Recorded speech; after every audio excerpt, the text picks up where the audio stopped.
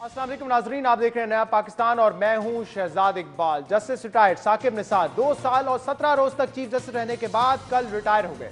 उन्होंने जाने से पहले तो कहा था कि रिटायरमेंट से पहले तमाम असखुद नोटिस निपटा कर जाऊंगा। आप ढूंढते रह जाएंगे मगर आपको ज़ेरे अल्तवा असखुद नोटिस नहीं मिलेंगे। लेकिन अब सूरत हाल यह है कि जस्टिस रिटायर्ड साकिब निसार अपने ही लिए गए दर्जनों असखुद नोटिस समेत 41,000 केसेस छोड़कर जा चुके हैं।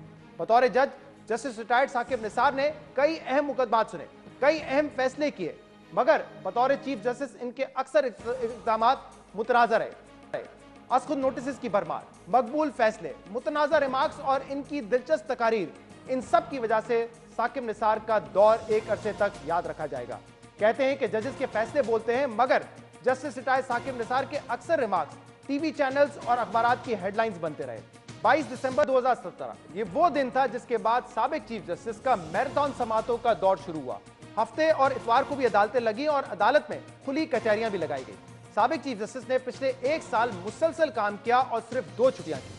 जस्टिस रिटायर्ड साकिब निसार सिर्फ अदालती रिमार्क्स या अदालती कार्रवाइयों की वजह से नहीं, बल्कि अस्पतालों, जेलों और मातहत अदालतों के दौरों की वजह से भी शह सुर्खियों में रहे। और इस जुडिशल एक्टिविज्म, तूफानी दौरों और समातों की वजह से उन्होंने खुद बताई।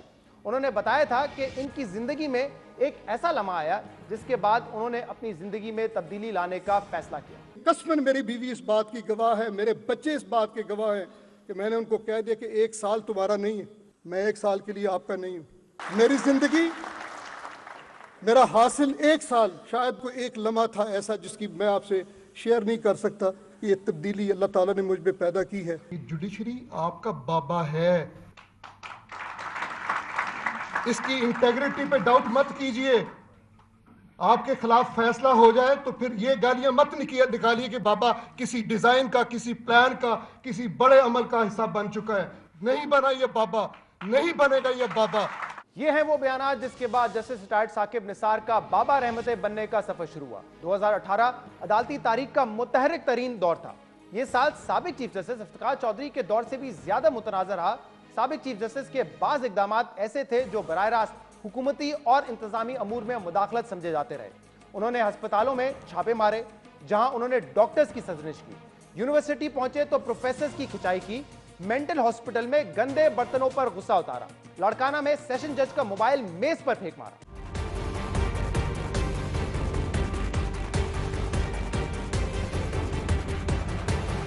कौन सी प्रोविजन है? ये किधर है सेशन जज? उससे पूछे कौन सी प्रोविजन के तहत प्रोसीड करें, उनको नहीं पता। कमरे में रखिए।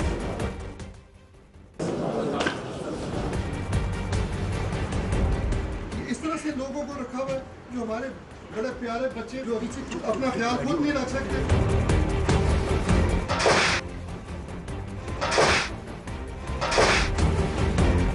कि माने कि फिर आपके इंतजाम नाफिज है, माने। You are not going out of Pakistan till we say 2 lakh 2.5 lakh रुपए स्टैंटिंग का ले रहे हैं। अच्छा जी, मुझे इस चीज का पता क्या पता फिर आपको। जस्टिस रिटायर्ड साकिब निसार के इन इक़दामात पर तनकीद हुई, सवालात भी उठे। कई बार इन इक़दामात को हुकूमती दायरे अख्तियार में मुदाखलत करार दिया गया, लेकिन इन दौरों के जरिए वो हुकूमती इदारों में मौजूदा खामियों को भी सामने लाए।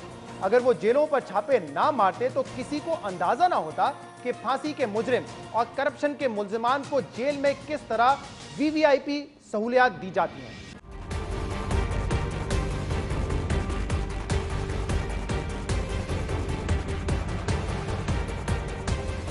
How dare you film me? Who gave them the right to film me, sir? ये क्या है? ये टीवी शीवी ये सारा कुछ क्या है? सारे जेल में है तो he should have been in the death cell, isn't he? कहाँ होना चाहिए इनको? साबिक चीफ जस्टिस के इन दौरों ने ही ये बेनकाब किया कि कैसे सिंध हुकूमत, पुलिस और इंतजामिया मुजरिमों और मुल्जिमान को वीआईपी सहूलियात फराम करती है। जस्टिस रिटायर्ड साकिब निसार इन्हीं इक़दामात की वजह से अवाम में बहुत मकबूल दिखाई देते थे और जब कभी वो शहरों के दौरों पर निकलते थे तो उन्हें सियासी रहनुमाओं जैसा इस्तकबाल मिलता था। कभी कभार अवाम में ऐसे घुल मिल जाते थे कि लगता ही नहीं था कि वो पाकिस्तान के चीफ जस्टिस हैं। इसके अलावा जस्टिस रिटायर्ड साकिब निसार ने बतौर चीफ जस्टिस मुतअद्दिद अहम फैसले भी किए। उन्होंने आसिया बीबी केस का फैसला तहरीर किया और तौहीन मजहब के इल्जाम में 8 साल से कैद आसिया बीबी को बरी किया। ان की सरबराही में ही सुप्रीम कोर्ट के बेंच ने नवाज शरीफ की ताहयात नाअहली का फैसला बरकरार रखा, जबकि जहांगीर खान तरीन को भी ताहयात नाअहल करार दिया गया। उन्होंने तौहीन अदालत के मामले पर बड़े सख्त फैसले किए, जिसकी नजीर कम ही मिलती है। नून लीगी रहनुमा तलाल चौधरी और दानियाल अजीज को तौहीन अदालत पर नाअहल करार दिया, जबकि निहाल हाशमी को जेल भी भेज दिया। साबिक चीफ जस्टिस ने 2 साल के दौरान दर्जनों असखुद का पहाड़ खड़ा कर दिया और इन नोटिस का 1 से ज्यादा बार जस्टिफाई किया।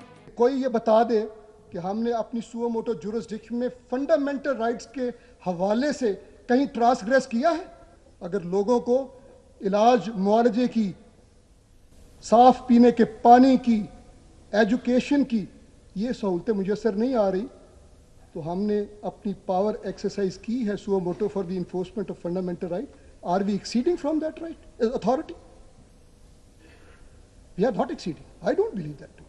साबिक चीफ जस्टिस ये मानने से इनकारी हैं कि उन्होंने कभी हुकूमती दायरे-कार में मुदाखलत की। उन्होंने ढेरों असखुद नोटिस लिए और रिटायरमेंट से पहले 1 से ज्यादा बार ये अज़म दोहराया था कि 17 जनवरी से पहले तमाम असखुद नोटिस निपटा दिए जाएंगे, मगर ऐसा ना हो सका। उन्होंने रिमार्क्स दिए थे कि आप तलाश करेंगे कि असखुद नोटिस किधर गए, मगर असखुद नोटिस वाले मुकदमा नहीं मिलेंगे। लेकिन आज IPPs को इजाफी अदायगियों से मुतल्लिक असखुद नोटिस हो या कराची का कचरा साफ करने का मामला, ये असखुद नोटिस मंतकी अंजाम को पहुंच नहीं सके। नवाज शरीफ के खिलाफ पाकपतन अराजी केस, आजम सवाती केस, LDA की जमीन पर गैर कानूनी तामीरात का केस और पंजाब में 56 कंपनियों से मुतालिक केस भी हल ना हो सका। सुप्रीम कोर्ट में सिर्फ सू मोटो केसेस नहीं, इसके अलावा भी तकरीबन 41,000 केसेस जेर इल्तवा हैं, जिनमें जस्टिस रिटायर्ड साकिब निसार के 2 साल के दौरान तकरीबन 10,000 केसेस का इजाफा हुआ है। जस्टिस रिटायर्ड साकिब निसार ने बुनियादी इंसानी हकूक के मामलात पर दर्जनों असखुद नोटिस लिए, जिस पर उन्हें तनकीद का सामना भी करना पड़ा, लेकिन इन फैसलों से अवाम को वक्ती तौर पर रिलीफ भी जरूर मिला। उन्होंने ज़ैनब कत्ल केस और स्कूलों की जायद फीसों के केसेस बर वक्त निपटाए, बैरून मुल्क मकीम पाकिस्तानियों को वोट कास्ट करने का हक दिलवाया, मोबाइल फोन कार्ड्स पर टैक्स मुअत्तल करने का हुक्म भी दिया। जस्टिस रिटायर्ड साकिब निसार का 2 साल दौर जुडिशल एक्टिविज्म, तनाजात और असखुद नोटिस का खासा है, मगर डैम्स की तामीर वो वाहिद नुक्ता है जिस पर वो आखिरी दिन तक डटे रहे। वो डैम्स की तामीर को अपनी जिंदगी का वाहिद मकसद करार देते थे। कहते थे कि रिटायरमेंट के बाद भी डैम्स के बाहर पहरा दूंगा। साल के बाद सुप्रीम कोर्ट ऑफ गैर पाकिस्तान जरूरी आना जाना इस प्लीज। डैम को बिल्ट अप करने के लिए एक आवाज दी है। आपने इस पे पहरा देना है। आप लोग हैं जो इसकी हिफाजत करेंगे। ये डैम 40 साल के बाद सुप्रीम कोर्ट ऑफ पाकिस्तान ने इस डैम को बिल्ट अप करने के लिए एक आवाज दी है। आपने इस पे पहरा देना है। आप लोग हैं जो इसकी हिफाजत करेंगे। ये डैम नागुज़ीर है पाकिस्तान। इस डैम का मैं खुद भी पहरा दूंगा। मेरा कोई पॉलिटिकल एजेंडा नहीं है। पाकिस्तान में आने वाला बहरान पानी का शायद हमसे संभाला नहीं। मैंने सर इसके बारे में एक कैंपेन शुरू कर दी है, जिहाद के तौर पे मैं ले रहा हूँ। उसके लिए मुझे झोली फैलानी पड़ी, मुझे आपकी मिन्नत करनी पड़ी, तो मुझे कोई उस पर उज़र नहीं होगा। साबिक चीफ जस्टिस ने पिछले साल जुलाई में डैम फंड की बुनियाद रखी। डैम फंड साबिक चीफ जस्टिस को इतना अजीज था कि मुतअद्दिद केसेस में उन्होंने मुल्जिमान को जुडिशल एमनेस्टी भी दी और जुर्माने की रकम डैम फंड में जमा कराने की हिदायत की। तौहीन अदालत केस में आमिर लियाकत को 20,000 रुपए जुर्माना डैम फंड में जमा कराने का हुक्म दिया। कटास राज केस में सीमेंट फैक्ट्रीज ने 10 करोड़ रुपए डैम फंड में जमा कराए। शहरी पर तशद्दुद केस में पाकिस्तान तहरीक इंसाफ के MPA इमरान शाह ने 30 लाख रुपए डैम फंड्स में जमा कराए। जस्टिस रिटायर्ड साकिब निसार ने अपने 2 साल दौर में एग्जीक्यूटिव के बहुत से मामलात में मुदाखलत की।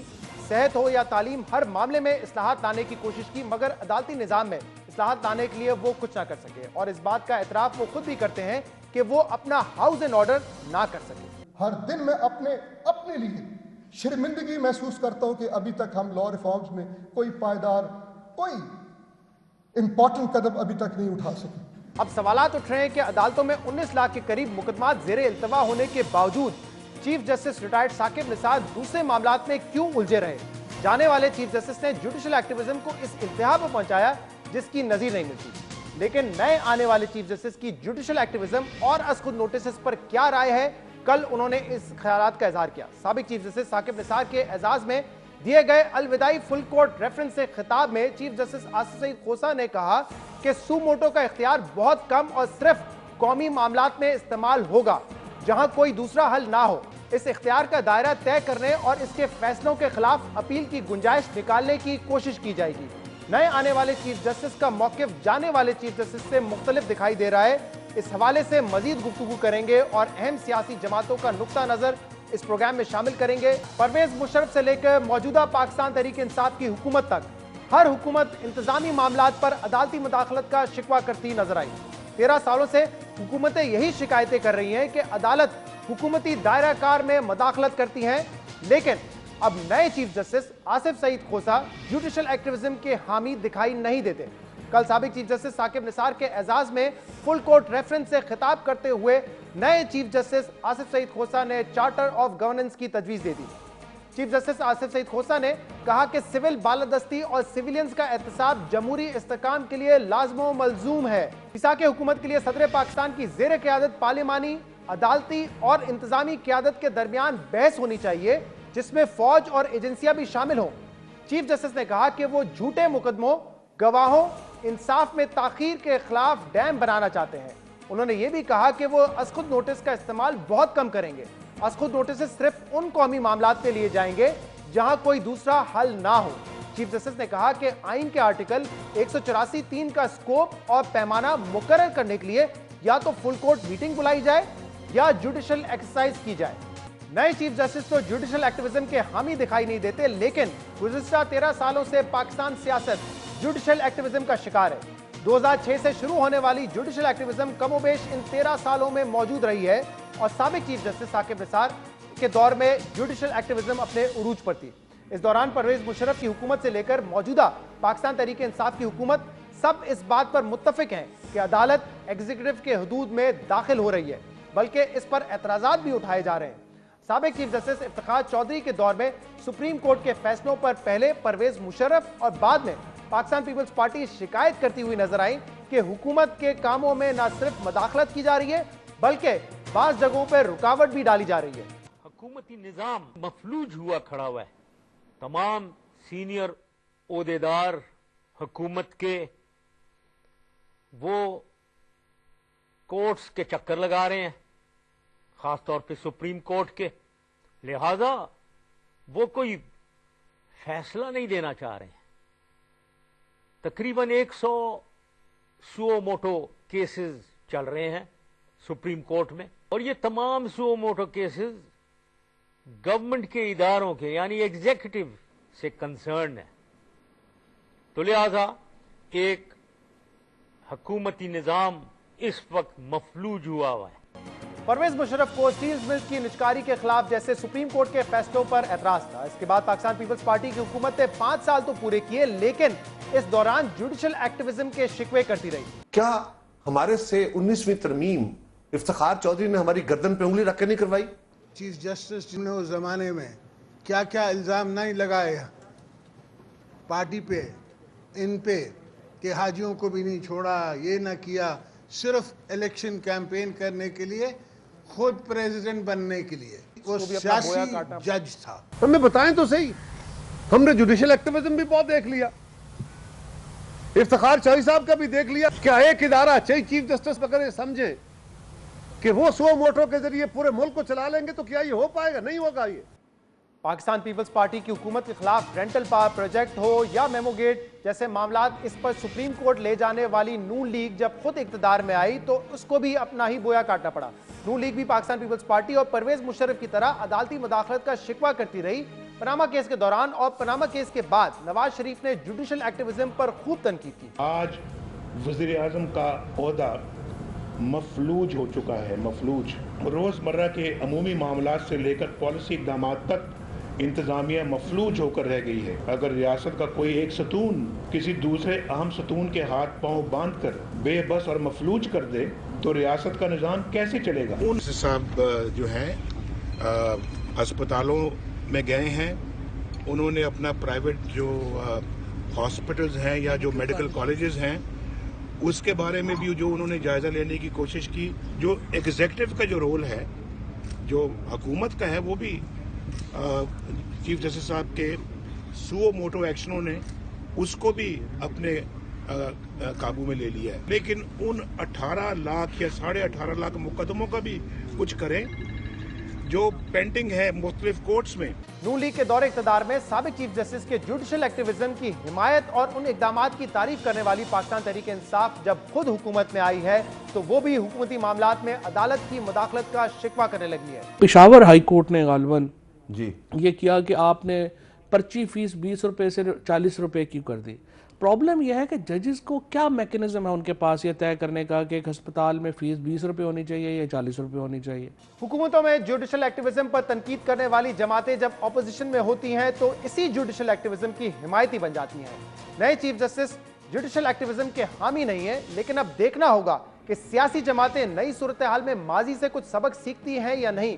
इस पर बात करने के लिए हमारे साथ मौजूद है पाकिस्तान तहरीक इंसाफ के रहनुमा और इंफॉर्मेशन मिनिस्टर फवाद चौधरी साहब, और इसके अलावा हमें ज्वाइन कर रहे हैं पाकिस्तान मुस्लिम लीग नून के सीनियर रहनुमा खुर्रम दस्तगीर साहब। आप दोनों का बहुत बहुत शुक्रिया। फवाद चौधरी साहब, कल ये बात की है नए चीफ जस्टिस आसिफ सईद खोसा साहब ने कि चार्टर ऑफ गवर्नेंस होना चाहिए।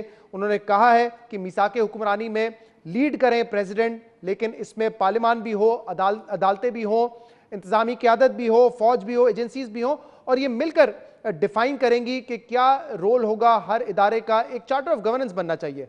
आप इसके हामी हैं या आपके ख्याल में ये तमाम लिमिटेशंस और ये तमाम इश्यूज जो है कॉन्स्टिट्यूशन ऑफ पाकिस्तान में दर्ज हैं? एक फॉर्मल सेटअप तो आइन डेफिनेटली फ्राहम करता है, और जो आइन में तमाम इदारों के इख्तियारात लिख दिए गए हैं उसके ऊपर जो है वो अमल होना चाहिए। लेकिन जो मुझे लगता है कि जस्टिस खोसा साहब का जिस तरफ इशारा है वो एक प्रैक्टिकल जो सिचुएशन है उसको उन्होंने मद्देनज़र रख के बात की है। प्रैक्टिकल ये है कि कई दफ़ा रोज़ाना ही आप समझिए, एक तो पार्लियामेंट्री फॉर्म ऑफ गवर्नमेंट जो है वो बड़ा सोफिस्टिकेटेड सिस्टम है। इसमें रियासत के जो तीनों इदारे हैं यानी मुकन्नना, इंतज़ामिया और आपका जो कैबिनेट है और अदलिया, इन तीनों का आपस में एक रिलेशनशिप इम्पॉर्टेंट है, और इसके अलावा कैबिनेट के अंदर का रिलेशनशिप इम्पॉर्टेंट है। सो इसमें जो मेरा ख्याल है कि जैसे खोसा साहब जिस तरफ इशारा कर रहे हैं वो उस एक इनफॉर्मल एक कह लीजिए कि एक ऐसे उसकी बात कर रहे हैं जिसके ज़रिए रोज़मर्रा के मामलात या जो एक बड़ी पॉलिसी डिसीजंस हैं रोज़ाना की, वो उनके ऊपर बातचीत हो सके और अमल हो सके। फवाद साहब, आप भी ये महसूस करते हैं कि माजी में अदालतें जो हैं वो मदाखलत करती रही हैं, जो डोमेन है एग्जीक्यूटिव का उसमें मदाखलत होती रही है? नहीं, माजी में ही नहीं है। मैं आपको कल ही के फैसले की एक मिसाल देता हूँ। माजी में तो बहुत बड़े बड़े फैसले हुए हैं। मसलन कल परसों एक गालिबन मुझे याद नहीं कौन सी हाई कोर्ट थी, लेकिन गालिबन पेशावर हाई कोर्ट ने फैसला दिया कि पेशावर हाई कोर्ट ने जो पर्ची है जी उसकी जो कीमत है वो 40 रुपये कर दी 20 रुपये से बढ़ा के। तो पेशावर हाई कोर्ट ने उसको कहा कि नहीं, आप 20 रुपये लें।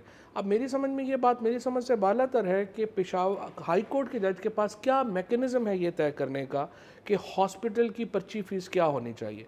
यानी अगर जो इंतज़ामिया फ़ैसला कर रही है वो तो देख रही है मरीज़ों की इनपुट, कितने मरीज़ आ रहे हैं, उनको दवाइयाँ देनी हैं, उनका बजट कितना है, तो फिर उसके बाद वो फ़ैसला करेगी। इसी तरीके से अगर आप थोड़ा सा पीछे चले जाएँ, चाहे वो कारके का फ़ैसला हो, चाहे IPPs के ऊपर हो, चाहे रकोडेक का फ़ैसला हो, इफ्तिखार चौधरी साहब की अदालत ने पाकिस्तान को एक बहुत बड़े माली बहरान का शिकार किया है, और अभी तक हम उससे गुजर रहे हैं। अब महसूस हो रहा है, अब जब आप पावर में आए हैं, गवर्नमेंट में है, एग्जीक्यूटिव में है, तो अब महसूस हो रहा है कि या जब इंटरवेंशन होती है तो हुकूमतें पैरालाइज हो जाती हैं। मेरा ये ख्याल है कि आपको इल्म होगा कि मेरा हमेशा से ये पॉइंट ऑफ व्यू जो है वो मेरा बड़ा एक्सप्रेस रहा है ज़ाती तौर के ऊपर। लेकिन आप यहाँ पर ऐसा है कि कई दफ़ा जुडिशल एक्टिविज़म की जहाँ ज़रूरत है वहाँ ज़रूरत भी है। ये भी नहीं कि अगर आप कहें कि पैनामा केस में सुप्रीम कोर्ट को फ़ैसला नहीं करना चाहिए था। पैनामा केस में बात कहाँ पर पहुँची थी, जब आपका SECP नहीं कर रहा, आपका बोर्ड स्टेट बैंक नहीं कर रहा, बाकी इदारे नहीं कर रहे, और फिर एक तहरीक चली, तो फिर कहीं ना कहीं तो मामला आ रहा है। सो वो एक एक्टिविज्म की भी बात है, केस टू केस बड़ा मुश्किल हो जाता है कि एक्टिविज्म कहाँ पर हो कहाँ ना हो, उसमें मैं बात करता हूँ। लेकिन आपकी इसीलिए जस्टिस खोसा साहब ने कहा है कि ये फोरम बना दें। आपकी क्या राय है, क्या जरूरत है चार्टर ऑफ गवर्नेंस की, तमाम इदारों को साथ में बैठ के बात करने की, और जस्टिस खोसा साहब ने कल ये बात की, उस पर क्या राय है आपकी? पहले तो मुझे बड़ी खुशी हुई खोसा साहब के रिमार्क सुन के कि उन्होंने जो डैम बनाने की बात की ना जी, कि वो जो सैलाब है केसेस का उसके आगे डैम बांधना चाहते हैं, और जो जुडिशरी के अंदर जो इश्यूज हैं उसके आगे डैम बांधना चाहते हैं। लेकिन ये जो पेंडिंग केसेस का कर्ज उतारना चाहते हैं, ये बहुत अच्छी बात है, क्योंकि अगर कोई डायलॉग होना है वो डायलॉग इस बात पर होना चाहिए कि पाकिस्तान में जो सेपरेशन ऑफ पावर्स जो है, जो इख्तियारात की तकसीम थी मुकन्नना की, अदलिया और इंतज़ामिया की, उसके तो टुकड़े हो चुके हैं। اور اب ہمیں جو ہے اس کو ریسٹور کرنے کے لیے جو گفتگو کرنی ہے اس میں عدلیہ کی اگر کوئی کنٹریبیوشن ہے وہ اس بات پر ہے کہ ہمیں کس طرح اس سیپریشن پاورز کو ریسٹور کر کے عدلیہ کا جو کام ہے وہ یہ ہے کہ پاکستان کا ایک غریب شہری جو ہے جو اپنی ایک درخواست لے کر سول کورٹ میں جا رہا ہے، لیکن آغاز وہاں سے ہے، جو کہتے ہیں sharp end of the stick ادھر ہے، اس کے ساتھ کیا ہوتا ہے عدالت میں، اور اس پہ ہمیں ضرور عدلیہ سے میں یہ چاہوں گا کہ کھوسا صاحب جو ہیں وہ ایسی پروپوزل جنریٹ کریں جس پر پارلیمنٹ لیجسلیٹ کر سکے کہ بھئی ایک عام شخص کو کس طرح، کیا ہمیں ضرورت ہے کہ ہم سول کورٹ کو مینٹین کریں یا صرف سیشن کورٹس مینٹین کریں، کیا ایک لیئر ہٹا دیں، اس طرح کے جو بڑے کروشل ایشوز ہیں یہ پروپوزل آپ کے خیال میں جوڈیشری کی جانب سے آنا چاہیے؟ جی کرنا اس کو انیکٹ بل آخر پارلیمان نے، اور پارلیمان نے اپنی اجتماعی دانش کو استعمال کرنا ہے۔ اس میں اعتراض کیا ہے؟ جیسے میں نے کہا نواز شریف صاحب اس پہ بات کر چکے ہیں، رضا ربانی صاحب اس پہ بات کر چکے ہیں، اور کل جسٹس آصف سعید کھوسا صاحب کی جانب سے ایک مشورہ آیا ہے، خالی ایک انہوں نے ایڈوائز کیا ہے کہ یہ ہونا چاہیے، اس کو ہیڈ کریں، اس کو لیڈ کریں پریزیڈنٹ، اور جس میں وہ پارلیمنٹ کو بٹھائیں، فوج کو بٹھائیں، سب بیٹھ کے بات کریں، تو اس میں حرج کیا اگر ایسی ڈیبیٹ ہو جائے، آرگیومنٹ ہو جائے، کیا حرج ہے اس میں؟ دیکھیے ڈیبیٹ کر لیں، لیکن یہ وہی بات ہے جہاں ہمیں اس پر اعتراض ہوتا تھا کہ بھی مختلف جو ہم نے اس سے پہلے دیکھا کہ ہماری افواج کے سربراہان بھی کہتے رہے کہ نیشنل سیکورٹی کونسل ہونی چاہیے۔ اب وہ ضرور اس اپسو فیکٹو تو کوئی کچھ نہیں لگتا کہ جی اچھا گفتگو کرنے میں کیا حرج ہے، لیکن the point is کہ جب ہم اب آہستہ آہستہ پارلیمان کو کمزور کرتے جائیں گے، اس کے ایگزیکٹو کے اوپر مستقل انٹرونشن ہوگی، تو ہمیں اگر ملک کو آگے لے کر چلنا ہے، میں پھر یہ کہوں گا کہ پہلے وہ اپنا عدلیہ اپنا کام احسن طریقے سے کرنا شروع کر دے، لوگوں کو نظر آئے کہ پاکستان کی عدالتیں جو ہیں، پھر کہوں گا سول کورٹ سے لے کر سپریم کورٹ آف پاکستان تک انہوں نے سپیڈی اور ٹرانسپیرنٹ جسٹس ڈیلیور کرنا شروع کر دیا ہے، پھر ضرور ڈائیلاگ کر لیں گے۔ اب یہاں پہ ایک مسئلہ یہ ہے فواد صاحب، کیونکہ کل ایک ویژن تو دیا ہے جسٹس آصف کھوسا صاحب نے، انہوں نے کہا ہے کہ از خود نوٹس کا استعمال بہت کم ہوگا، وہاں پہ ہوگا جہاں پہ معاملہ قومی ہوگا اور دوسرا کوئی حل نہیں ہوگا۔ یہ بھی ہمیں تعین کرنا ہے کہ 184(3) کا اسکوپ کیا ہوگا، یہ بڑا انہوں نے امپورٹنٹ ویژن دیا ہے۔ کیا جوڈیشری یہ کرنے کے لیے اب تیار ہے؟ کیا سیاسی جماعتیں یہ کرنے کے لیے تیار ہیں؟ کیونکہ جب آپ اپوزیشن میں ہوتے ہیں جوڈیشل ایکٹیویزم کو اپریشیٹ کیا جاتا ہے، بلکہ اداروں کو پش کیا جاتا ہے جوڈیشل ایکٹیویزم کی طرف سے۔ یہی کام پیپلز پارٹی کر چکی ہے، یہی کام پی ایم ایل این کر چکی ہے، یہی کام تحریک انصاف کر چکی ہے۔ اب کیا سیاسی جماعتیں تیار ہیں؟ کیونکہ اب آپ جیسے میں نے کہا حکومت میں آئے تو شاید آپ کو پتہ لگا ہے کہ پرچی کی قیمت ہم نے طے کرنی ہے، کسی اور نے نہیں طے کرنی ہے۔ پارلیمنٹ کی عزت نہ کوئی ادارہ کم کر سکتا ہے نہ کوئی بڑھا سکتا ہے، وہ پارلیمنٹیرینز خود ہی اپنی عزت بڑھائیں گے تو بڑھے گی، دوسرا کوئی ادارہ انہیں پش کر کے نہیں بڑھا سکتا۔ میرے خیال میں جو جسٹس کھوسا صاحب نے بات کی ہے وہ پولیٹیکل ریئلزم کی بات ہے۔ مثال میں آپ کو بھی مطلب آپ تیار ہیں کہ چارٹر آف گورننس جو ہے ہونا چاہیے، تمام لوگوں کو، تمام سٹیک ہولڈرز کو ساتھ بیٹھنا چاہیے؟ اس کے بغیر ممکن ہی نہیں ہے۔ مثال کے طور کے اوپر میں آپ کو بڑی سمپل سی بات بتا دوں، مثلا انڈیا سے آپ کے تعلقات ہیں، ان بڑی آئیڈیلسٹک سچویشن میں تو صرف پارلیمنٹ ہی کو طے کرنا ہے، لیکن اگر آپ ہماری ہسٹری دیکھیں تو اس میں فوج کی قیادت کا ہماری طرح سوچنا بڑا امپورٹنٹ ہے۔ جب آپ اتنے بڑے فیصلے کر رہے ہوں گے، اداروں کی سوچ کا آنا اس میں بڑا ضروری ہے۔ اسی طریقے سے میں آپ کو مثال دیتا ہوں، مثلا آپ نے ML1 بنانی ہے کوئٹہ ٹو پشاور سے لے کے کراچی تک، آپ کے پاس پیسے نہیں ہیں۔ اب جو سپریم کورٹ ہے وہ ریلوے کی پراپرٹیز کو کہے کہ آپ نے نہیں بیچنی، آپ نے اس کے اوپر جو ہے وہ لیز کر دینا ہے۔ ہم یہ حکومت کہہ رہی ہے کہ نہیں، آپ ریلوے پراپرٹیز کو بیچ لیں اور اس سے آپ ML1 بنا لیں۔ Now this needs a debate اور this needs also کہ آپ نے جس طرح اگر یہ ہوتا، آپ کیا حکومت انیشیٹو لینے کے لیے تیار ہے اس پہ، یا صدر پاکستان انیشیٹو لینے کے لیے تیار ہے کہ تمام سٹیک ہولڈرز کو ساتھ بٹھا کے اس پہ بات کی جائے، اس پہ بحث کی جائے؟ ہمیں اس میں کوئی پرابلم نظر نہیں آتی اور انشاءاللہ تعالیٰ اس میں ہم بالکل آگے بڑھیں گے۔ خرم صاحب اگر یہ آگے بڑھتے ہیں، انیشیٹو لیتے ہیں اس چیز پہ، P M L N support کرے گی؟ جی ہم تو اس چیز کو سپورٹ کریں گے جو پارلیمان میں آئے گی۔ اور سیاسی جماعتیں جب اپوزیشن میں ہوتی ہیں اسی جوڈیشل ایکٹیویزم کو وہ سپورٹ کرتی ہیں، اور جب حکومت میں آتے ہیں تو احساس ہوتا ہے کہ نہیں، ایگزیکٹو میں مداخلت نہیں ہونی چاہیے، جس میں فواد چودھری صاحب سمجھ رہے ہیں کہ پاکستان تحریک انصاف کا نام میں نے ایسے ہی ڈال دیا۔ اب ایل این جی کا آپ دیکھیں نا، یہاں ٹیبل ٹرن ہو گیا کہ حکومت کہہ رہی ہے ضرور ڈائیلاگ کریں، ایل این جی کا جو معاملہ تھا اس پہ پہلے کنٹروورسی بھی آپ لوگوں نے بنائی، اس پہ بیانات بھی دیے، کہا عدالت میں بھی لے کے جائیں گے، آپ کے اتحادی لے کے بھی گئے عدالت میں، پھر نیب میں، اب آپ کے پیٹرولیم منسٹر کہتے ہیں کہ ہم اس کو کنٹینیو کریں گے۔ اس طرح کے بہت سارے کیسز ہیں جو آپ لوگ عدلیہ کی طرف لے کے جاتے رہیں، یہ ایگزیکٹو کا فیصلہ ہے، اورنج ٹرینو ایگزیکٹو کا فیصلہ ہے۔ آپ کہتے ہیں سبسڈی زیادہ ہے، اس پہ بھی 2 نمبری ہوئی ہے، اس کو بھی ہم عدالت لے کے جائیں گے۔ یہ بھی ماضی کی حکومتوں کے فیصلے تھے نا جس پر آپ لوگوں نے کہا کہ عدالت لے کے جائیں گے۔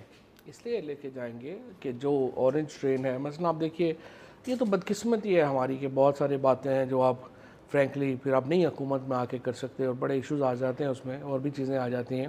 مثلاً آپ دیکھیے کہ انہوں نے اورنج ٹرین لائن جو لاہور میں $3 بلین سے بنی ہے, $6 بلین میں آپ ایم ایل ڈالر کا مطلب آپ کہہ رہے ہیں کہ 400 ارب روپے 400 ارب روپیہ لگ گیا اس پہ, تو 250 ارب روپے کی تھی نہیں اب تو 400. شہباز شریف تو کہتے ہیں کہ 200 ارب سے کم کی تھی ایسکلیشن میں جب ابھی جو اپنا انہوں نے حساب دیا پنجاب گورنمنٹ, پھر 10 ارب روپیہ ہر سال آپ نے ٹرین کو پٹڑی پہ رکھنے کے لیے دینا ہے. آپ اندازہ لگا لیں کس طرح کے کرمنل انہوں نے جو ہیں وہ منصوبے بنائے ہیں. اب اس کے بعد آ کر کے جب آپ اسی طرح سے جو پچھلے جو منصوبے تھے نا یہ جو سارے ہم بات کریں, یہ نہیں ہے کہ ان میں کرپشن نہیں تھی.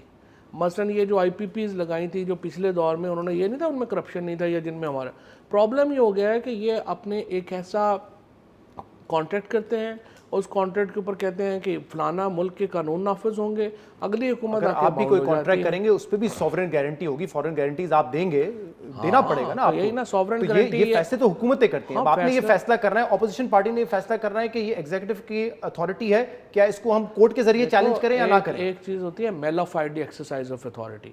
جو پرابلم یہ ہے کہ زیادہ تر جہاں پہ بڑے کانٹریکٹ کو جب آپ قریب سے دیکھیں گے تو آپ کو اندازہ ہوگا کہ کس قدر میلافائڈ ایکسرسائز. میں آپ کی اس بات کو مانوں یا میں یہ کہوں کہ BBC پہ بیٹھ کے اسد عمر صاحب سی پیک کے تمام منصوبوں کو کلین چٹ دے چکے ہیں, IPPs کو کلین چٹ دے چکے ہیں, پیٹرولیم منسٹر LNG کانٹریکٹ کو کلین چٹ دے چکے ہیں. میں اس بات کو صحیح سمجھوں یا آپ کی بات کو صحیح سمجھوں کہ مجبوریاں ہیں اس لیے ہمیں اس پہ پردہ ڈالنا پڑتا ہے؟ نہیں, آگے بھی تو کام کرنے ہیں نا, وہ ایشو نہیں ہے. مطلب پردہ ڈال رہے ہیں آپ؟ پردہ نہیں ڈال رہے, لیکن مجبوری ہے, کچھ نہیں اور طریقے بھی ہوتے ہیں تعلقات کی, فارن ریلیشنز کی, مجبوری ہے, اور بھی تو طریقے ہیں نا بات کرنے کے.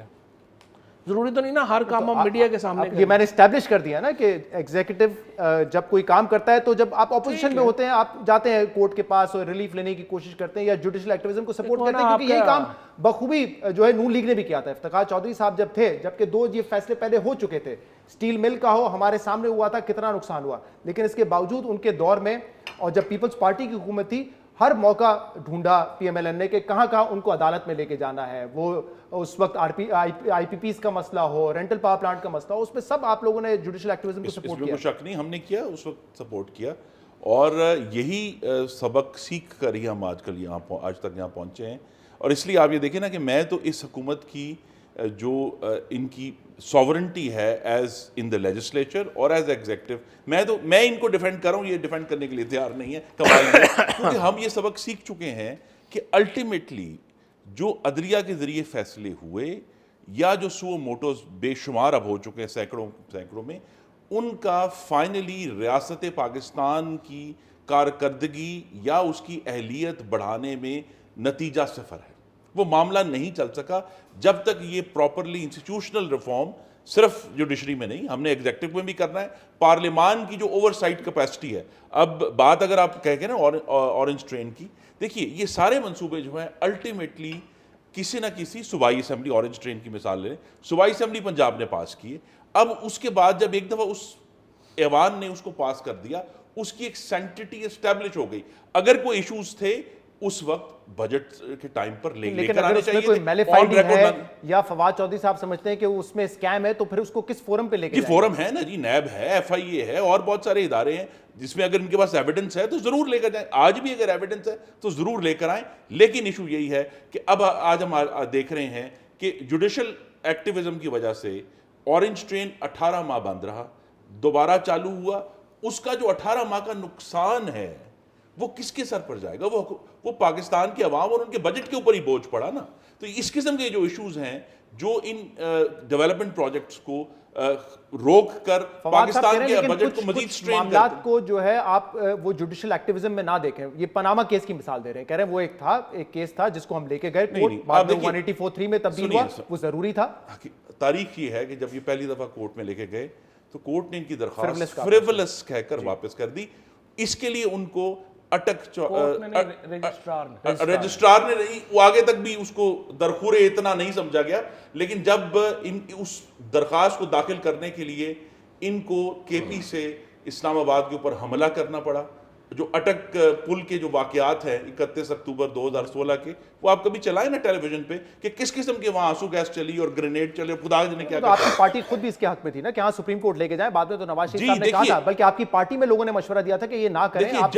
جب وائلنس کی دھمکی دی گئی کہ ہم لاک ڈاؤن کر دیں گے اور پھر اس دھمکی عمل درآمد بھی ہوا، تو پھر شاید عدلیہ نے مناسب سمجھا کہ یہ عدلیہ کو پریشرائز کرنے کا ٹیکٹک تھا. خدا جانے کہاں پہ اس ایکٹیویزم کو جسٹیفائی کیا جائے گا، کہاں پہ آپ سمجھیں گے کہ نہیں یہ جو ہے ایگزیکٹو ڈومین میں مداخلت ہے، کیسے اس کو ڈیفائن کریں گے؟ یہ تو اسی پیناما کیس میں جسٹس آصف کھوسہ صاحب نے جو خود اپنی ججمنٹ لکھی ہے اس میں انہوں نے واضح طور پہ بتا دیا ہے کہ کن معاملات ہیں جہاں پہ آرٹیکل 184 ایکسرسائز ہوگا اور کن معاملات ہیں. ابھی تو وہ کہہ رہے ہیں کہ پیمانہ مقرر کرنا چاہیے، اس کا سکوپ ہم مقرر کریں گے. کل ہی انہوں نے اپنے خطاب میں بھی کہا پچھلے جو کیسز ہیں ان کو سامنے رکھ کے کرتے ہیں، نظیر بھی موجود ہے. انہوں نے جو ہے وہ بڑا اچھی طرح اس میں کیا ہوا، اور صرف فرق یہی ہے ظاہر ہے کہ جو چیف جسٹس کھوسہ صاحب ہیں ظاہر ہے کہ وہ مختلف ہوں گے چیف ثاقب نثار صاحب سے.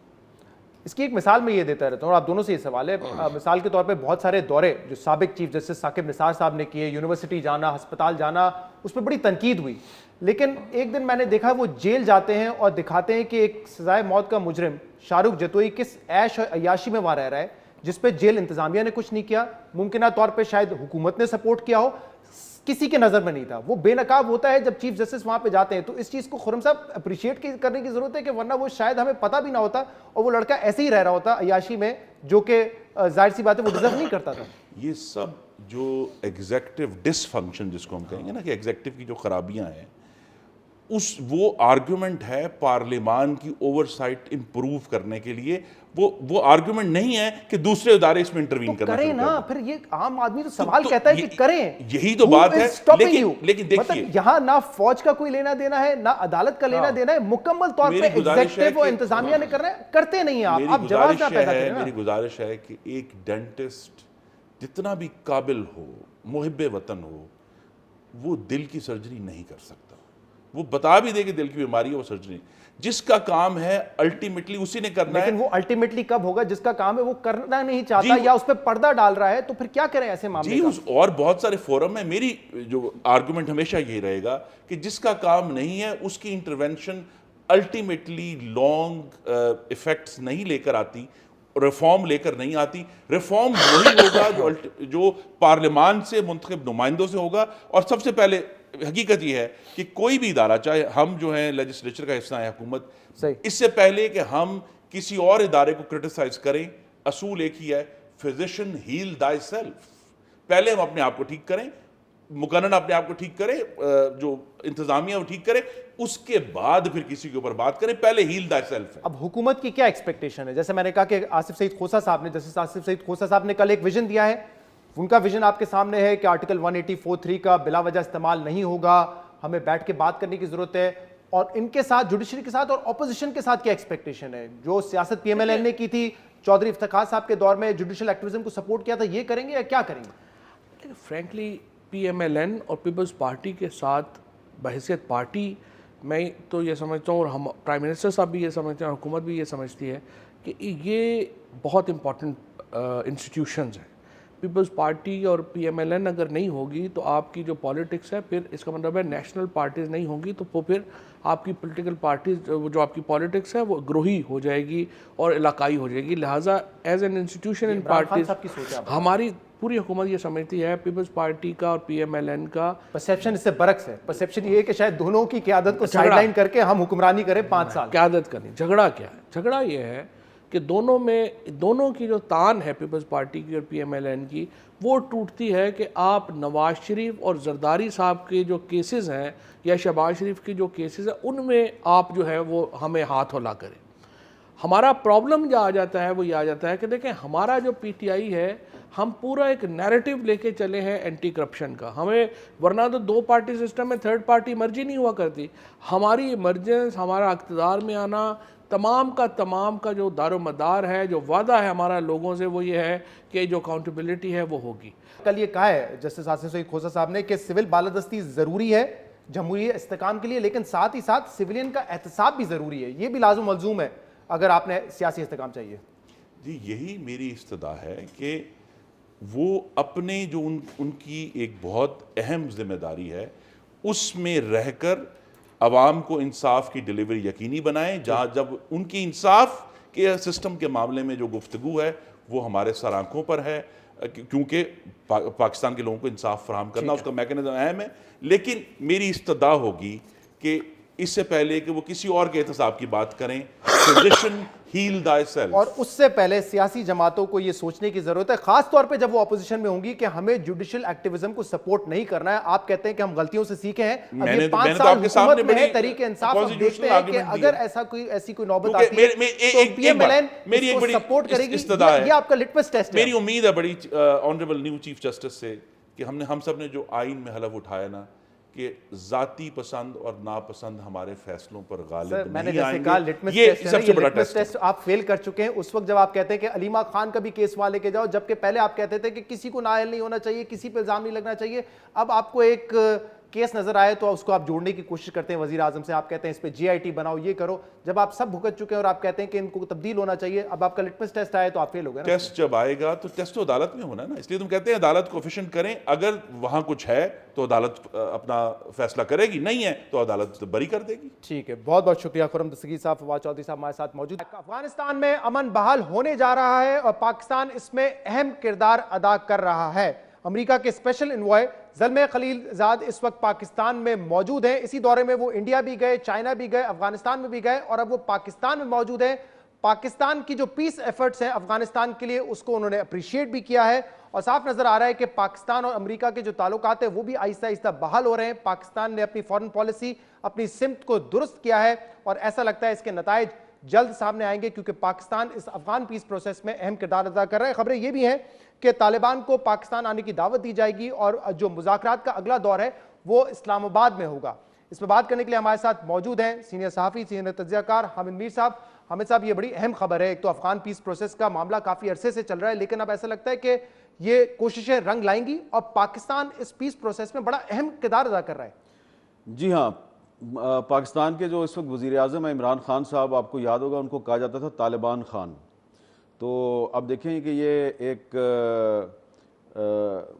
تاریخ جو ہے وہ ان لوگوں کو بتا رہی ہے جو اس کو طالبان خان کہتے تھے کہ طالبان کے ساتھ امریکہ کے مذاکرات جو ہیں وہ طالبان خان ہی کے دور حکومت میں آگے بڑھ رہے ہیں. جو پیس پروسیس کی ایفرٹس ہیں بڑی انٹینسیفائی ہوئی ہیں اور جو پچھلے مہینے یو اے ای میں میٹنگ ہوئی تھی افغان طالبان اور امریکہ کے درمیان، یہ ایک نقطۂ آغاز تھا. اس کے بعد جو اگلی میٹنگ تھی وہ سعودی عرب میں ہونی تھی، لیکن اب وہ سعودی عرب میں نہیں ہو رہی، اب بتایا جا رہا ہے کہ وہ اسلام آباد میں ہوگی. اس میں جو امپورٹنٹ چیز ہے جو اسلام آباد کی میٹنگ ہے اس کی جو اہم ترین جو ہائی لائٹ ہے وہ یہ ہے کہ اس میں قطر بھی شامل ہوگا. تو شہزاد صاحب آپ خود سوچئے کہ ایک ایسی صورتحال جب سعودی عرب اور یو اے ای کے قطر کے ساتھ تعلقات ٹھیک نہیں ہیں تو افغانستان اور امریکہ کے جو اسلام آباد میں مذاکرات ہوں گے تو اس میں قطر بھی بیٹھے گا، یو اے ای بھی بیٹھے گا اور سعودی عرب بھی بیٹھے گا. یہ بڑی امپورٹنٹ چیز ہے. اب قطر کیوں آیا ہے؟ اس لیے کہ جو زلمے خلیل زاد صاحب کی ابتدائی میٹنگز ہوئیں افغان طالبان کے ساتھ اکتوبر 2018 میں، وہ ہوئی تھی دوحہ میں، قطر میں. اور قطر میں افغان طالبان کا جو ایک پولیٹیکل آفس ہے وہ پچھلے 8-9 سال سے کام کر رہا ہے. تو جب دسمبر 2018 میں یو اے ای میں مذاکرات ہوئے امریکہ کے اور طالبان کے، جس میں پاکستان کا کردار تھا، تو قطر نے یہ شکایت کی کہ ہمیں اس میں اگنور کیا گیا. تو اس لیے پھر پاکستان نے مناسب سمجھا کہ قطر کو بھی آن بورڈ کیا جائے. تو اب قطر کا نمائندہ بھی اس میں شامل ہوگا. اور ایک دوسری جو اہم ترین چیز ہے وہ یہ ہے کہ زلمے خلیل زاد صاحب جو ہیں وہ ابھی پچھلے دنوں وہ کابل بھی گئے ہیں، پھر اشرف غنی صاحب نے عمران خان صاحب کو کل فون بھی کیا. تو اس میں کوشش یہ کی جا رہی ہے کہ افغان طالبان جن کا کہ موقف ایک مسئلے پہ بڑا سخت ہے اور وہ یہ ہے کہ وہ اشرف غنی صاحب یا ان کے کسی نمائندے کو امن مذاکرات میں ان کے ساتھ بیٹھنے کے لیے تیار نہیں ہے. افغان حکومت کے ساتھ وہ بیٹھنے کے لیے تیار نہیں ہے، وہ چاہتے ہیں ڈائریکٹ امریکہ سے جو ہے ڈسکشن. وہ ایک دیکھیں اس کی وجہ یہ ہے، اس کی ایک بیک گراؤنڈ ہے، وہ سمجھنے کی ضرورت ہے. وہ اشرف غنی صاحب کو بھی سمجھنا چاہیے اور زلمے خلیل زاد صاحب کو بھی سمجھنا چاہیے کہ جب 88-89 میں جنیوا ایکارڈ ہوا تھا، جنیوا میں مذاکرات ہوئے تھے اور روسی فوج کو افغانستان سے نکالا جا رہا تھا، تو اس وقت جو مجاہدین کی انٹرم گورنمنٹ تھی تو اس کی جو قیادت تھی جو برہان الدین ربانی صاحب کے پاس تھی اور لوگ تھے، تو اس وقت وہ بھی یہی کہتے تھے کہ ہم ماسکو کے ساتھ مذاکرات کریں گے، ہم ڈاکٹر نجیب اللہ جو کابل میں پریزیڈنٹ بن کے بیٹھا ہوا ہے اس کے ساتھ مذاکرات نہیں کریں گے. اور اس وقت امریکہ نے اور پاکستان نے جو افغان انٹرم گورنمنٹ تھی ہیڈڈ بائی برہان الدین ربانی, اس کے اس موقف کو سپورٹ کیا تھا. تو اب طالبان کہتے ہیں کہ ہمارا بھی وہی موقف ہے. جو اشرف غنی صاحب ہیں, ہی از پراکسی آف یونائٹڈ اسٹیٹس, تو ہمیں یونائٹڈ اسٹیٹس کے ساتھ مذاکرات کرنے ہیں. اب اس میں اگر یہ مذاکرات ہو جاتے ہیں اسلام آباد میں, تو اس میں یہ کوشش کی جائے گی کہ first of all Afghan Taliban جو ہیں وہ ایک انٹرم گورنمنٹ میں شمولیت پہ راضی ہوں, اور جب وہ انٹرم گورنمنٹ میں شمولیت پہ راضی ہو جائیں گے, اس میں تمام سٹیک ہولڈرز آ جائیں گے, اس کے بعد ایک نیا کانسٹیٹیوشن افغانستان میں بنے گا, تو مذاکرات ہوں گے. تو ایسا لگتا ہے کہ 2019 میں پاکستان کی کوشش سے افغانستان میں کوئی بڑا بریک تھرو ہونے جا رہا ہے. یہ بڑا اہم ہوگا, کیونکہ یہ جو میٹنگ جس کا ذکر کیا جا رہا ہے کہ اب وہ اسلام آباد میں ہوگی طالبان کے ساتھ, یہ بڑی اہم ہے, اور یہ ہو گئی تو یہ ایک بڑا بریک تھرو یقیناً ہوگا. لیکن ایک اور پوائنٹ ہے جس پہ کنونس کرنا ہے طالبان کو, افغان طالبان کو, وہ یہ ہے کہ سیز فائر کی جائے. بے شک وہ وقتی طور پہ ہو, کچھ علاقوں میں ہو, لیکن یہ ایشورٹی ان کی طرف سے آنی چاہیے مذاکرات کو آگے بڑھانے کے لیے. دیکھیں طالبان نے اس سے پہلے بھی ایک سیز فائر کیا تھا. ہوتا یہ ہے, جو ہسٹری ہے پچھلے 10-12 سال کی, افغانستان میں طالبان جب بھی سیز فائر کرتے ہیں تو اس کو ایک ان کے خلاف پروپیگنڈے کے طور پہ استعمال کیا جاتا ہے, اور جو خاص طور پہ ویسٹرن میڈیا ہے وہ یہ کہتا ہے جی کہ افغان طالبان نے ڈیل کر لیا ہے, اور ان کا جو اصل مقصد تھا کہ یہاں سے غیر ملکی فوجوں کو نکالنا, دیکھیں یہ تو کمپرومائز کر رہے ہیں. اچھا, ہمیشہ امن مذاکرات کے نام پر کوشش کی جاتی ہے کہ سیز فائر کر کے ان کے کمانڈرز کو کانٹیکٹ کیا جاتا ہے کہ اب آپ دیکھیں سیز فائر ہو گیا, اب آپ سرنڈر کر دیں. تو اس لیے وہ بڑے پچھلے کچھ مہینے پہلے ایک سیز فائر ہوا تھا, تو اس کو غلط طریقے سے استعمال کرنے کی کوشش کی گئی انہی کے خلاف. لیکن ایک اور چیز ہے, ایک اور پوائنٹ ہے ان مذاکرات میں, وہ ہے قیدیوں کا تبادلہ. طالبان کے پاس اس وقت کچھ قیدی ہیں, انٹرنیشنل فورسز کے بھی اور افغان حکومت کے بھی, اور وہ یہ چاہتے ہیں کہ ان کے جو قیدی افغان حکومت کے پاس ہیں ان کو رہا کیا جائے. تو یہ بھی ایک بہت امپورٹنٹ پوائنٹ ہے, اور اگر افغانستان میں یہ مسئلہ جو ہے یہ آگے بڑھتا ہے تو ایک بہت بڑا سویپ ہوگا, پریزنرز کا ایکسچینج ہوگا. ایک بہت بڑی تبدیلی یہ آئی ہے کہ امریکی اسٹیبلشمنٹ کچھ اور سوچ رہی ہے, لیکن پریزیڈنٹ ڈونلڈ ٹرمپ, اور وہاں پہ پریزیڈنٹ کے بڑے پاورز ہوتے ہیں, وہ کچھ اور سوچ رہے ہیں. وہ کہتے ہیں کہ ہر سال ہم $50 ارب افغانستان پر ضائع کر رہے ہیں, کیوں کر رہے ہیں؟ تو وہ چاہتے ہیں کہ وڈرا کیا جائے. انہوں نے کہا ہے کہ 14,000 میں سے آدھی فورس تو ہم وڈرا کر دیں گے. لیکن یہ وہی پریزیڈنٹ ڈونلڈ ٹرمپ ہے جو کہ دوسری طرف پاکستان کو یہ کہتے تھے کہ ہم نے آپ کو پیسہ دیا, آپ نے سینچوریز ختم نہیں کی, آپ نے ہمیں دھوکہ دیا. لیکن اب اس اینڈ پہ بھی میر صاحب بڑی ہم نے دیکھا ہے کہ بڑی پیش رفت ہوئی ہے, اور جو اعتماد ہے یو ایس اور امریکہ اور پاکستان کے درمیان کافی حد تک بحال ہوا ہے. دیکھیں اب زلمے خلیل زاد صاحب پاکستان کے کردار کو اپریشیٹ کر رہے ہیں. ٹرمپ صاحب ماضی میں جو بھی ٹویٹس کرتے رہے ہیں یا پاکستان کے خلاف باتیں کرتے رہے ہیں وہ ان کے پریشر ٹیکٹکس تھے. اب ٹرمپ صاحب کو پتہ چل گیا ہے, وہ چاہتے ہیں نومبر 2019 سے پہلے کو بڑا بریک تھرو کرنا چاہتے ہیں. انہوں نے سیریا سے اپنے ٹروپس کو نکالنے کا فیصلہ کر لیا ہے, انہوں نے افغانستان سے بھی نکالنا ہے. لیکن اس وقت ایک بہت امپورٹنٹ چیز جو افغان طالبان کو سمجھانے کی کوشش کی جا رہی ہے کہ آپ کو امریکہ کو فیس سیونگ دینی ہوگی. اگر امریکہ جو ہے وہ افغانستان سے اسی طرح نکل جاتا ہے تو دنیا آپ پہ سینکشنز لگا دے گی, آپ افغانستان کو ری بلڈ نہیں کر سکیں گے. اگر آپ امریکہ کو فیس سیونگ دیتے ہیں تو اس کے نتیجے میں امریکہ آپ کی حکومت کو بھی سپورٹ کرے گا, باقی ویسٹرن کنٹریز بھی سپورٹ کریں گے. ایسے عناصر بھی ہوں گے جو نہیں چاہیں گے کہ یہ پیس پروسیس کامیاب ہو, جس میں انڈیا کا بھی نام لیا جا سکتا ہے, انڈیا کی جو انوالومنٹ ہے. تو آپ کو لگتا ہے کہ ایسے عناصر ہیں جو کہ نہیں چاہیں گے کہ فی الحال یہ پیس پروسیس ہو؟ کیونکہ ہم تو یہ جان چکے ہیں کہ افغانستان میں پیس ہوگا تو پاکستان میں پیس ہوگا, اور ساری ایفرٹس پاکستان کی اسی طرف ہیں. یہ شہزاد اقبال صاحب آپ نے ایک بہت اہم سوال کیا ہے, اور جن عناصر کی طرف آپ اشارہ کر رہے ہیں یقیناً اس میں انڈیا کی ڈیپ سٹیٹ بھی شامل ہے, لیکن اس میں اشرف غنی صاحب کی کیبنٹ میں بھی کچھ لوگ شامل ہیں. انہوں نے حال ہی میں 2 منسٹرز کو اپنی کابینہ میں شامل کیا ہے جو کہ نہ صرف پاکستان کے بہت سخت دشمن ہیں بلکہ وہ افغانستان میں امن کے قیام کے لیے افغان طالبان کے ساتھ مذاکرات کے بھی بہت بڑے مخالف ہیں. اس میں صرف انڈیا جو ہے دلی میں بیٹھ کے اس کو سیبوٹاج کرنے کی کوشش نہیں کرے گا, بلکہ کابل میں بھی اس کی پراکسی بیٹھی ہوئی ہے اور وہ اس کو سیبوٹاج کرنے کی کوشش کریں گے. لیکن پاکستان نے کل اور آج زلمے خلیل زاد صاحب پہ یہ واضح کیا ہے کہ آپ ابھی انڈیا گئے تھے, اور ہمارے پاس رپورٹس ہیں کہ آپ نے وہاں پر بند کمرے میں پاکستان کے بارے میں آپ نے کیا باتیں کی ہے, تو آپ کو یہ ڈبل گیم نہیں کرنی چاہیے. بہت بہت شکریہ حامد میر صاحب, اپنا تجزیہ دے رہے تھے. بڑی اہم خبر ہے, ممکن ہے کہ 17-18 سال بعد جا کر افغانستان میں پیس بحال ہو, اور پاکستان اس پورے پیس پروسیس میں بڑا اہم کردار ادا کر رہا ہے. آج کے پروگرام میں اتنا ہی. اس کا فیڈ بیک آپ ہمیں دے سکتے ہیں ہمارے سوشل میڈیا پر. اجازت دیجیے, اللہ حافظ.